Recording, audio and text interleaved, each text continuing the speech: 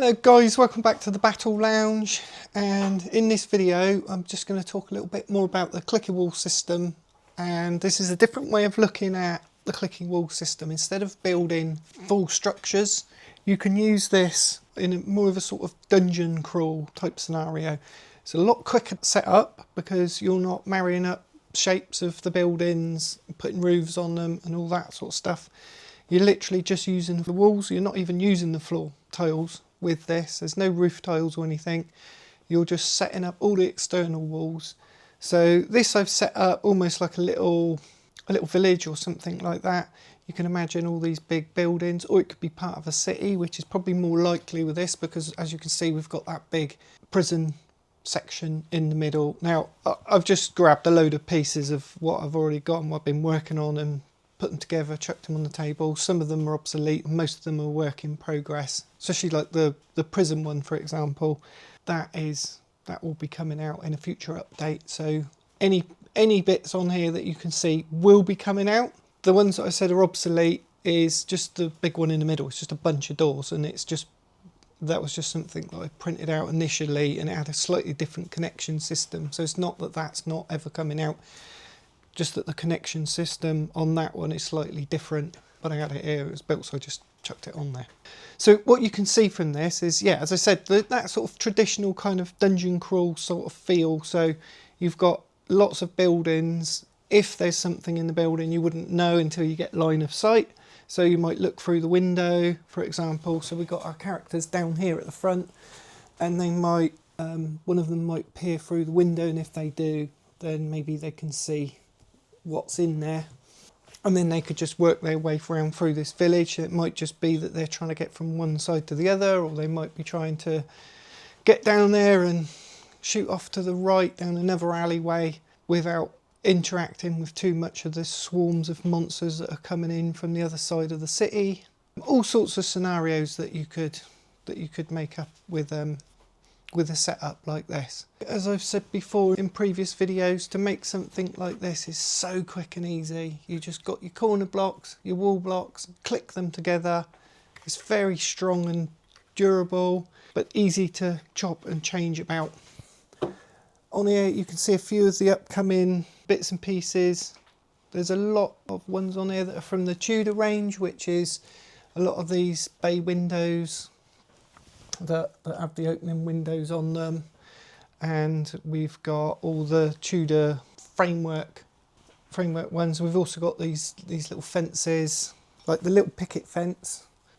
I love these the little bay windows, they look so nice. We got these fences which are in the TUDA pack as well, and they just clip together with these little braces, and they pop out of, that's essentially like the braced wall, and it pops out. I'm not sure what these prison bars are going to come out in. I think they're going to come out with a castle, which are like the Gothic arch style doors. These fences, so we've got a lot of these fences, and this is in the TUDA one as well, where you got like the little connection blocks, and there's like different angles. We've got cross sections and T sections as well. And also, guys, this is perfect terrain for using for Warhammer 50k even. Just the way that it all sets up so quickly, clicks together. By the way, I'll show you my table at the moment. So this table it's on a big oak table that I built. And then this top bit is on a dolly.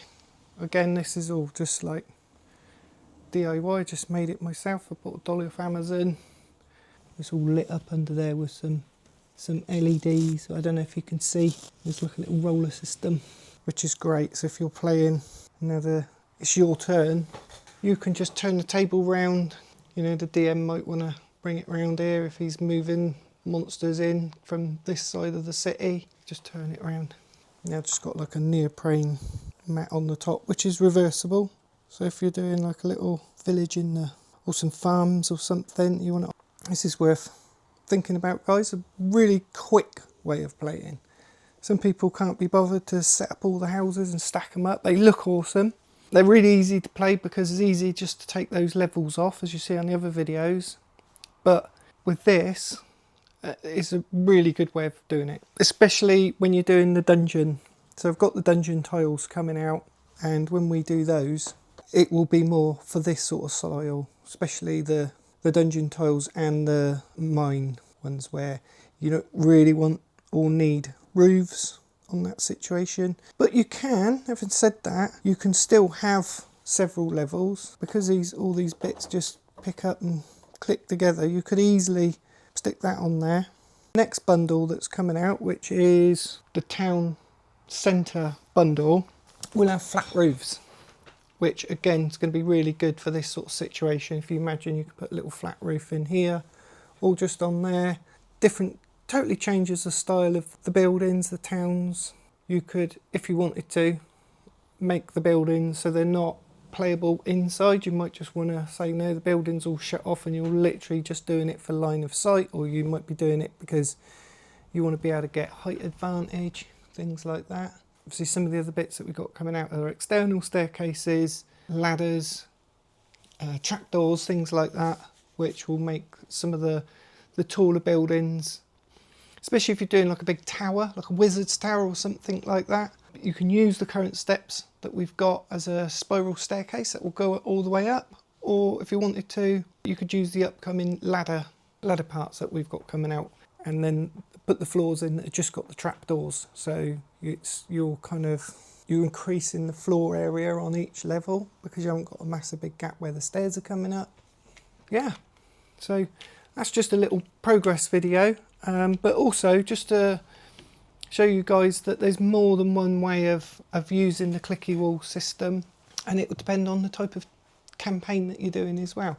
I like to chop my campaigns up and change it up a little bit. So having a nice open sort of play style like this is really good for sort of battles, but having the more closed in where you've got all the multiple levels and the roofs work really well for that kind of investigation type scenario where you're finding clues and you're going around and you're meeting people and you're trying to solve puzzles and things like that. So it really just depends on what you're doing in that session and the way that you use them. I hope you found this video useful, guys, and if you like the ClickyWalls system, please give us a like, please just give us that thumbs up, and obviously share the video as well because that really helps us as well, and subscribe. Cheers, see you in the next one.